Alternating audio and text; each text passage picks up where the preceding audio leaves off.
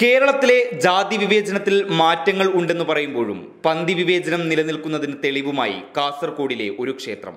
കാസർഗോഡ് വെള്ളൂർ ക്ഷേത്രത്തിൽ ബ്രാഹ്മണർക്കും താഴ്ന്ന ജാതിക്കാർക്കും വ്യത്യസ്ത പന്തി ഒരുക്കിയിരിക്കുകയാണ്.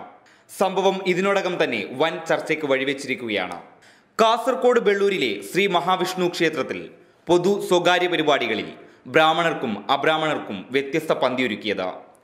ജില്ലയുടെ വടക്കൻ മേഖലകളിലാണ് പന്തി വിവേചനം ഇപ്പോഴും നിലനിൽക്കുന്നത്. സംസ്ഥാനം പന്തി ഭോജനത്തിന്റെ 100ാം വാർഷികം ആഘോഷിക്കുമ്പോഴാണ് ഇവിടെ വ്യത്യസ്ത പന്തികളുമായി പൊതുപരിപാടികൾ ഒരുക്കുന്നത്.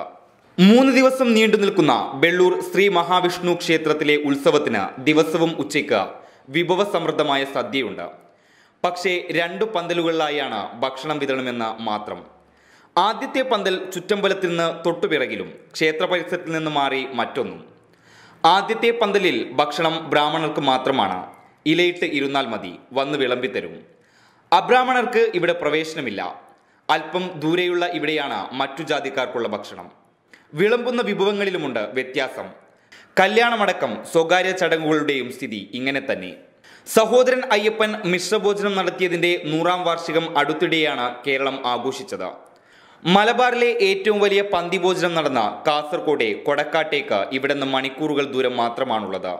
അതേയിടത്താണ് ഇപ്പോൾ ഈ വിവേചനം നടക്കുന്നത്. News desk big 14. മരവ്യവസായ മേഖലയിലും കട്ടിള, ജനൽ എന്നിവയുടെ നിർമ്മാണ വിതരണ രംഗത്തും ഉപഭോക്താക്കളുടെ ഇടയിൽ സ്ഥാനം പിടിച്ച സോനാവുഡ് ഇനി കാസർഗോഡും. 2019 ജനുവരി 28 തിങ്കളാഴ്ച രാവിലെ 10:00 കാസർഗോഡ് സന്തോഷ് നഗറിൽ പ്രവർത്തനം ആരംഭിക്കുന്നു.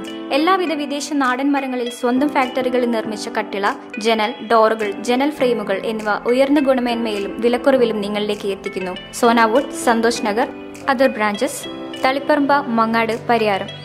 Phone number 8592888005 7902888014.